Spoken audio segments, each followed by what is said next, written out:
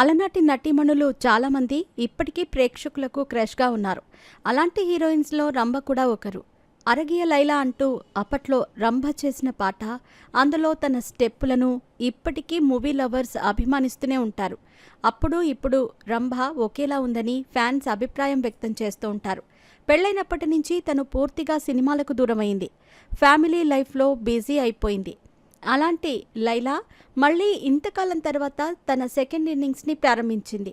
ఆ second innings చాలా వరకు సక్సెస్ఫుల్గా రన్ అవుతున్న సమయంలోనే తన పర్సనల్ లైఫ్ గురించి ఒక ఆసక్తికర విషయం బయటపెట్టింది.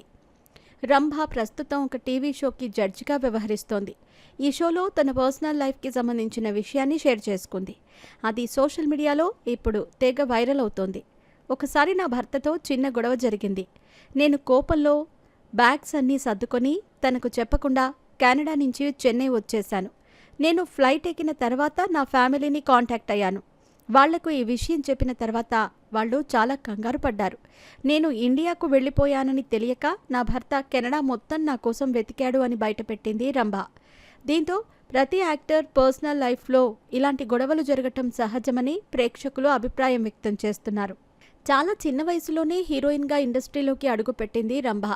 1992లో రాజేంద్ర ప్రసాద్ హీరోగా తెరకెక్కిన ఆ ఒక్కటి అడక్కుతో హీరోయిన్గా మారింది.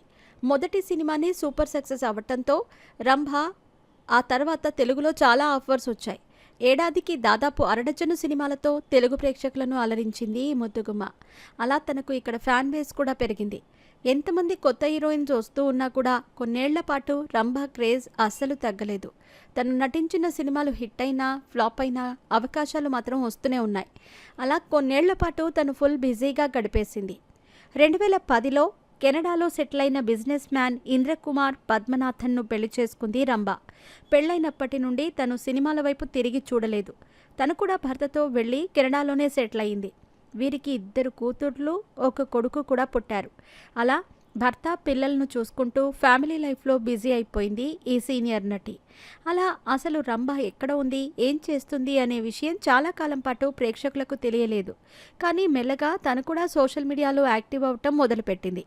ఇప్పుడు బుల్లితెరపై రీ ఎంట్రీ ఇచ్చి తన సెకండ్ ఇన్నింగ్స్ని ప్రారంభించింది రంభ.